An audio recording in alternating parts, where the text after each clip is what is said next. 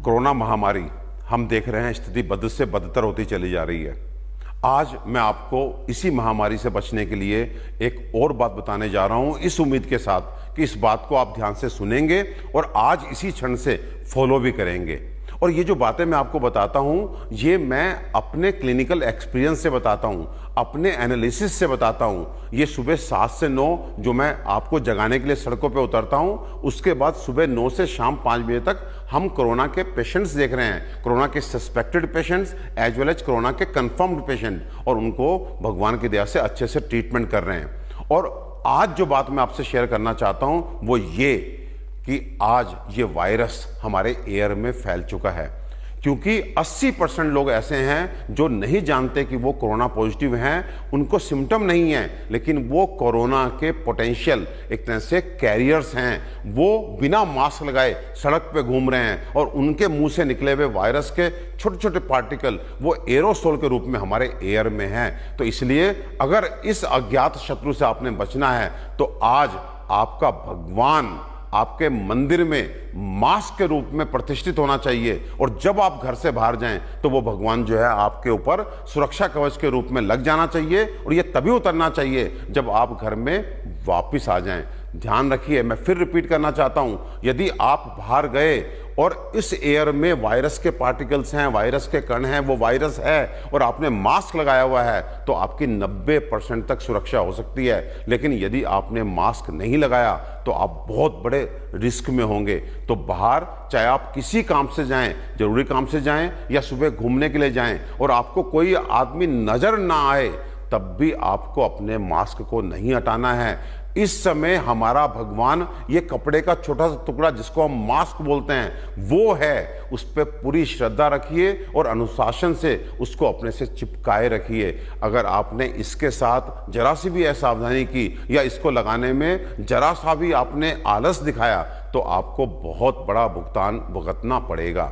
एक बात और कहना चाहता हूं कि कुछ तो कुतर्क चलते हैं कि वायरस का साइज ये है, मास्क का साइज ये है, तो ये रोक नहीं पाएगा। तो इन सब कुतर्कों में आपने नहीं जाना। वायरस अकेले ट्रैवल नहीं करता, वो एक तरह से ड्रॉपलेट की फॉर्म में होता है। अगर आपने मास्क लगाया हुआ है तो वो आपके मास्क के थ्रू अंदर नहीं प्रवेश कर सकता, इसकी बहुत अधिक संभावना है।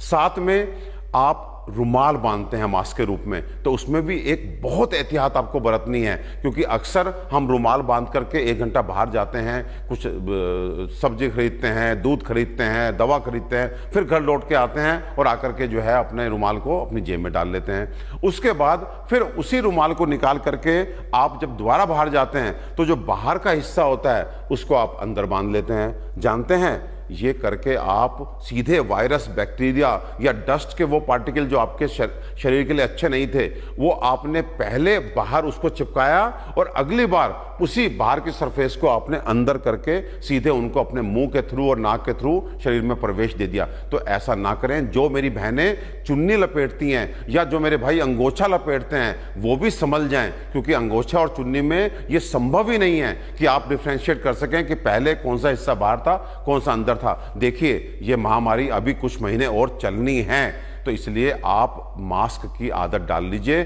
चाहे वो मास्क कपड़े का क्यों ना हो, लेकिन बहुत ही सावधानी से, बड़े अनुशासन से मास्क का प्रयोग शुरू कर दीजिए। इस महामारी से यदि हमें कोई बचाएगा, ये जो भगवान बचाएगा, ये हमारे पास आज इस मास्क के रूप में है। ये भगवान है हमारा।